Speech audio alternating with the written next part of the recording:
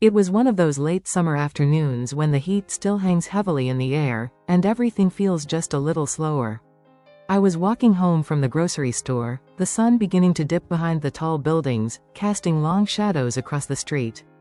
That's when I first heard it, a faint, desperate whimper coming from somewhere below the pavement. At first, I thought it might be a stray cat or maybe a small dog caught in someone's backyard. But as I stopped and listened more closely, I realized the sound was coming from the storm drain right next to the sidewalk. I knelt down and peered inside, but all I could see was darkness. The whimpering grew more urgent, a tiny voice full of fear and exhaustion. I quickly called out, "Hello? Is someone there?" There was a slight pause, and then the whimper turned into a soft bark. My heart immediately clenched. This was no stray cat, it was a puppy, and from the sound of it, very young and scared. I looked around, hoping someone nearby might know what was going on, but the street was mostly empty. No cars passed by, no pedestrians walked close enough to hear. The neighborhood felt oddly silent, almost like the city had pressed pause. I knelt down and tried to shine my phone's flashlight into the drain. The metal grate was old and rusty, but I could just make out a small, trembling figure lying on the concrete floor inside. The puppy was thin, dirty, and panting heavily. His fur was matted with grime, and his eyes looked glazed and tired. At that moment, a wave of panic hit me. How long had he been down there? Was he hurt? I wanted to reach in and grab him, but the grate was too narrow for my hands to fit through. I tried calling for help, but no one was around to hear me. I sat there, my mind racing. The puppy looked so weak, barely able to lift his head. I took off my jacket and started calling out again, hoping my voice might comfort him. "Hey there, little guy. I'm here. You're not alone." The whimper softened for a moment, then he tried to wag his tail, a small sign of hope that he was still fighting. But I knew he couldn't stay in that drain much longer. The air was stale and damp, and the temperature inside must have been colder than outside, or maybe even hotter since there was no fresh airflow. I noticed some debris near the grate, leaves, and bits of trash, evidence that water had rushed through the drain during the last storm. It made me think about how dangerous this place could be during heavy rain. What if a flood came through while he was stuck? I felt utterly helpless. I needed to get him out, but how? My phone battery was low, and I hadn't seen any nearby homes or businesses that might have tools or ladders. Time was running out. I glanced at my watch, it was late afternoon, and the sky was quickly darkening. The city was preparing for night, but the puppy was trapped in a cold, dark prison beneath the streets, alone and dehydrated. My heart ached as I sat beside the drain, whispering to Gizmo, the name I decided to give him, promising I wouldn't leave until I found a way to help. But I had no idea how difficult the next few days would be, or how much he would suffer before rescue finally came. After that first evening, everything felt more urgent, yet somehow slower. I stayed by the storm drain as long as I could, talking softly to Gizmo, hoping to keep him calm and let him know someone cared. But as darkness fell and the streets emptied, I had to leave to charge my phone and find help. Before I walked away, I left a note pinned near the grate, hoping someone else would notice the puppy trapped below. The next morning, I was back at the same spot before sunrise, my heart pounding with worry. But the grate was still firmly in place, and no one else had come by to help. Gizmo's cries were faint, but still there. Hearing them made me realize how much he had already suffered. I called animal control, but the response was slow. They told me their teams were overwhelmed and might not reach that part of town for hours, maybe even a day. I felt a mix of frustration and fear. Every minute Gizmo was trapped meant more dehydration, more exhaustion. I had to do something myself.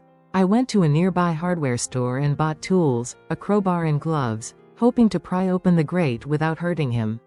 When I returned, I worked carefully, wedging the crowbar under the edge and pulling with all my strength. The metal was stubborn, rusted in place from years of weather and neglect. I was scared that the grate might collapse suddenly or that Gizmo would panic. After what felt like forever, I finally loosened one side enough to slip my arm through. The air smelled damp and musty, a mix of earth and old concrete. I reached down slowly, my hand trembling, and felt the little trembling body of Gizmo. He was weaker than before, his breathing shallow, his fur clinging to his ribs like a thin shell. I cradled him carefully and lifted him out, his tiny body limp in my arms. Relief flooded me, but so did worry. He was dangerously dehydrated and clearly hadn't had water or food in days. His eyes were half closed, glassy with fatigue, but when I whispered his name, a faint tail wag was the only sign that he still recognized kindness. I rushed him to the nearest veterinary clinic, my mind racing with fear and hope. The vet immediately took him in, giving him fluids and oxygen, running tests to check for injury or infection. I waited anxiously outside, barely able to sit still. Hours passed. When the vet finally came out, she told me Gizmo had survived 3 full days trapped inside the storm drain. The dehydration was severe, and he had lost a lot of weight, but thanks to prompt care, there was hope. That night, as I sat beside him in a quiet room filled with soft light, Gizmo rested his head on my lap. I could feel the faint rise and fall of his chest, the slow return of strength. I promised him I wouldn't let him face that darkness again, not alone, not ever.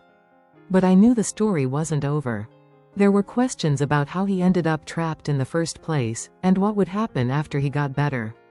And deep down, I worried about the many other animals who might not be so lucky. In the days that followed Gizmo's rescue, I visited him at the clinic every morning and evening. With each visit, I saw a little more life return to his bright eyes and playful spirit. The vet said his recovery was remarkable, considering how long he had been trapped and dehydrated.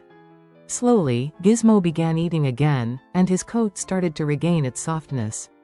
But the story of how he ended up in the storm drain still haunted me. No one knew exactly when or how he had fallen in. Some neighbors mentioned seeing a small, scruffy puppy wandering alone days before his rescue.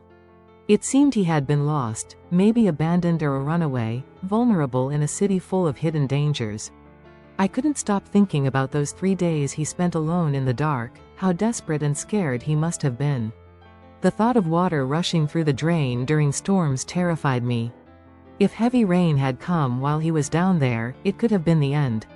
I felt incredibly lucky, and so did Gizmo. Eventually, the vet clinic helped me find a foster family willing to take him in. I stayed close, visiting often, but I knew he needed a stable home to heal fully and thrive. The day I said goodbye was bittersweet, happy to see him safe but wishing I could keep him with me forever. Gizmo's story spread through the neighborhood, and soon people began paying more attention to the storm drains and areas where pets and wildlife might get trapped. Local volunteers formed a small group to check these dangerous spots regularly. I joined them, determined to prevent any other animals from suffering like Gizmo had. Looking back, I realize how a chance walk home changed everything. Hearing that tiny voice from the storm drain saved Gizmo's life, but it also opened my eyes to the quiet struggles many animals face every day. Sometimes rescue is about more than just pulling someone out, it's about listening, acting, and caring when it matters most. Gizmo is now healthy, happy, and surrounded by love. Every time I visit, he wags his tail with that same faint hope he showed me the day I found him. And I promise myself, and him, that I will always be there to hear him, to help him, and to keep fighting for those who can't ask for help themselves.